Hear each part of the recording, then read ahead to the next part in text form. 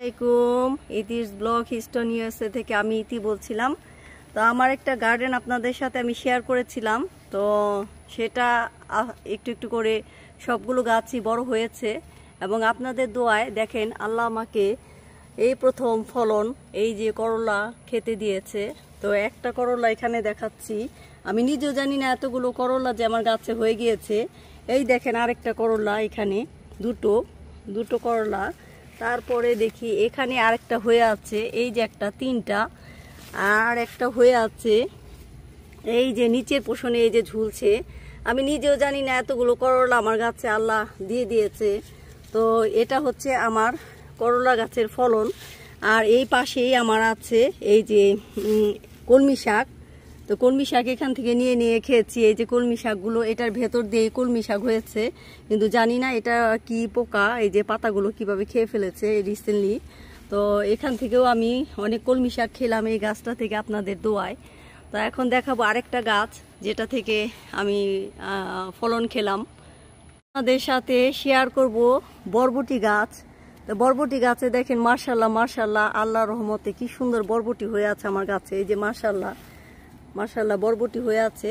তো বরবটি গাছের সাথেই আমি এবার লাগিয়েছিলাম ঢেঁড়স গাছ। তো এই যে দেখেন একটা একটা ঢেঁড়স হয় দেখে এইভাবে ঢেঁড়সগুলো না পারলে সেগুলো পেকে যায়, বড় হয়ে যায়, তখন খাওয়া যায় না। এই যে ভেতরে ভেতরে ঢেঁড়স হয়ে আছে, এই যে ভেতরে ঢেঁড়স হয়ে আছে, এই দেখেন সুন্দর ঢেঁড়স গাছ হয়ে আছে।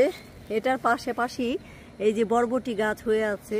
তো এইভাবে লাগালাম এবারে এই যে ঢেঁড়স। আজকে এগুলোকে পেরে এগুলোকে খাবো ইনশাল্লাহ আপনাদের দোয়ায়। এই দেখেন সুন্দর সব বরবটি গাছটা এবার অনেক অনেক বেশি বড় হয়েছে। আর আমার এই ঢেঁড়স গাছগুলো অনেক বড় হয়, অনেক বড় বড় ঢেঁড়স হয়, কিন্তু খেতে মজা এই ঢেঁড়সগুলো।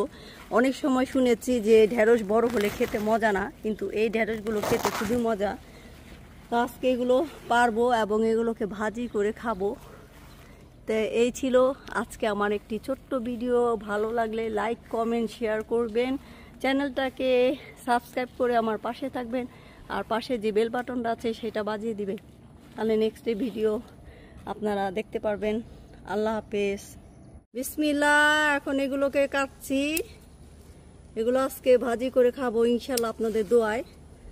তো সবাই আমাদের জন্য দোয়া করবেন, আমরা যেন এইভাবেই সারা বছর বরবটি খেতে পারি। এই যে আপনাদের দোয়ায় এই যে ঢেঁড়সগুলো পাচ্ছি, এগুলো আজকে খাবো ইনশাল্লাহ ইনশাল্লাহ। মাশাল্লাহ মাশাল্লাহ, এই যে ঢেঁড়স গাছে ঢেঁড়স, এই পাশে আরেকটা ঢেঁড়স গাছ, এই যে এখানেও মাশাল্লাহ সুন্দর ঢেঁড়স হয়ে গিয়েছে।